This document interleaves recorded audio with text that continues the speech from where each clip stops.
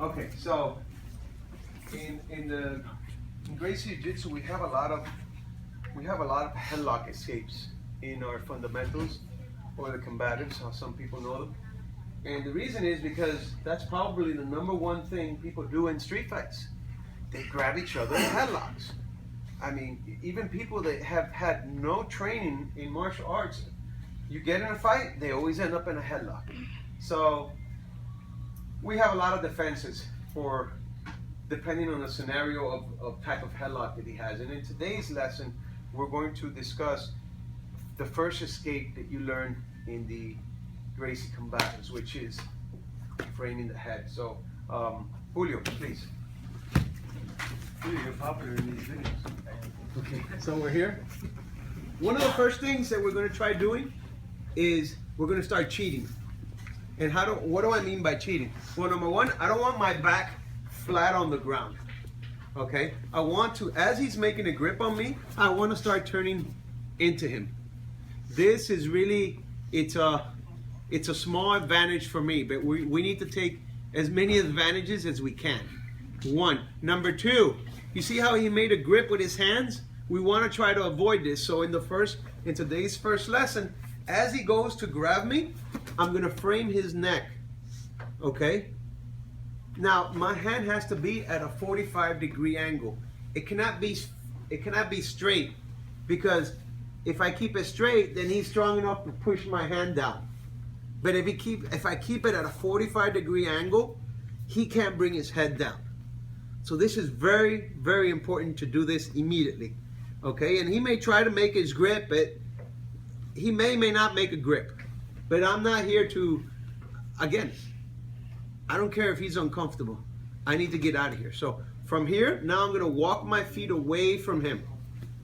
Okay, and I do that so that I can bring that outside leg over his face. And for class purposes, I'm bringing the leg over soft, but in a real fight, my leg is going hard across his face. You're not going to be nice. And I guarantee that more than likely he's going to let go. Okay? So I'm here, I'm framing. I walk my feet away, foot over.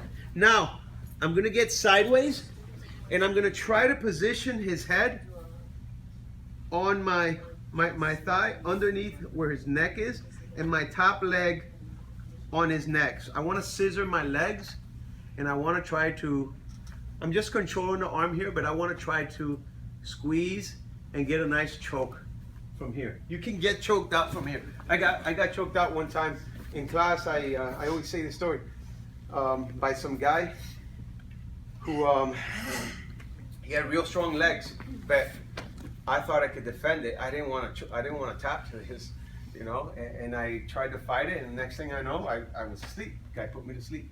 So it works. It's one of those chokes that creeps up on you, so don't play with it. If you feel it's starting to get tight, just tap and start all over. However, well, we're going to talk about what to do if he doesn't let go. So I'm here. Boom. Leg over. Notice how I get sideways. I cross my feet and I squeeze. However, if you see that he's not going out, not a problem. I'm going to secure the Kimura grip. So from here, turn this way. Right here. I'm going to secure the Kimura grip here. This is a gold grip right now. Because now I can let go. I'm going to extend this arm towards him. So now he can't come up. Try to come up. He can't come up. But I'm going to sit up. I'm going to turn him sideways. Bringing my knee over. Up. And finish him off here. Okay, I would probably, in a real fight, I would probably do this as opposed to trying to choke. Because I can have better control here. Okay, here I can control him. Remember, a fight, do they stop just because you control them? He's gonna get up, he's gonna start fighting again. Over here, I can control him. I can observe what's going on. Hey, you call 911. You know, if you have to call the police, you know, you're here. You're in total control. He can't go anywhere. And we have to sometimes think about what's going to happen afterwards. Okay, you're sitting here holding somebody down. You know, hey, call 911. You tell them that I need the cops. I've just been assaulted by this gentleman. My name is such and such. Well, in this case, we're both wearing black geese, but I'm the good guy. I'm on top.